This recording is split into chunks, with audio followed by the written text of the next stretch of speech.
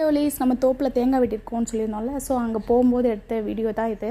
So இது hybrid காய். ஒன்று பார்க்க நல்லா குண்டு குண்டுன்னு ஒரு காய் மட்டுமே 2 கை கொள்ளாமல் 3-3.5 கிலோலாம் இருந்துச்சு, 4 கிலோ வரைக்கும்லாம் இருந்துச்சு.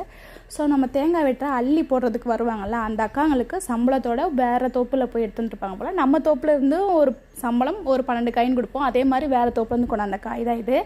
ஹைப்ரிட் காய் முதல் அறுவடை அப்படின்னு சொல்லியிருந்தாங்க. சரின்னு சொல்லி அவங்ககிட்ட இருந்து ஒரு காயை வாங்கி உரிச்சு எப்படி இருக்குது பார்க்கலாம் அப்படின்னு பார்த்தா 2 தட்டு தான் தட்டினோம். காய் அழகாக டோப்பா மாதிரி நல்லா சேஃபாக வந்துருச்சு. தண்ணி சூப்பராக இருக்கும், டேஸ்ட் பண்ணி பாருங்கன்னு அந்த ஓனர் அண்ணா சொன்னாங்க. சரின்னு சொல்லி குடிச்சு பார்த்தோம்னா தண்ணி சரியான கடுத்து போய் ஒரு நல்லாவே இல்லை.